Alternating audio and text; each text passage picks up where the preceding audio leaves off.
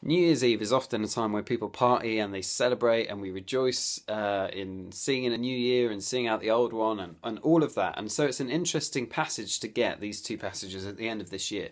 One thing that happens in Joshua is they deliberately set up this altar. And of course, there's a bit of miscommunication about what the purpose of the altar is.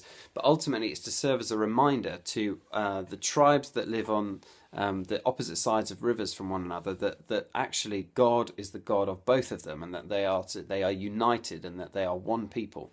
Sometimes building things like altars, or doing other things like finding physical ways to give thanks to God and to appreciate Him, and to acknowledge that He has been our God throughout the last year, can be a really helpful way to see out the end of the year. So what do you want to give thanks for at the end of this year? What do you want to praise God for? What do you want to celebrate?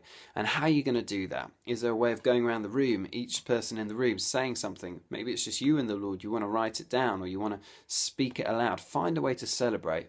And the other thing that the Old Testament passage shows us, the Psalm 55, is that it's also okay to grieve and to have questions and to mourn and to express pain. A third of the Psalms are actually Psalms of lament.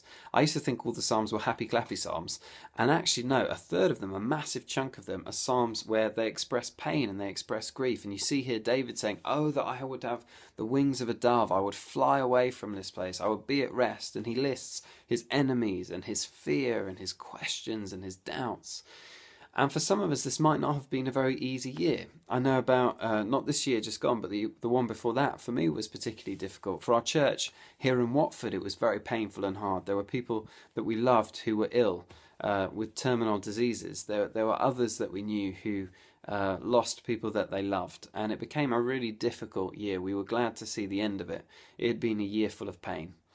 One of the things I love about being a follower of Jesus, a follower of this God, the God of the Bible, is that it's okay for His people to be real, to be authentic, to bring our pain, to bring our questions, to bring our confusion, and to share them with Him. And actually, that's not a sign that we doubt Him, although maybe at times we do. It's a sign that we trust Him enough to be vulnerable and to be honest. Let's build altars of thanksgiving and of witness that God has been our God this year. And let's also, if it's appropriate, if it's right for where we're at, let's share with Him some of our questions, some of our pain, some of our grief, and some of our confusion about what may or may not have happened to us this year just gone.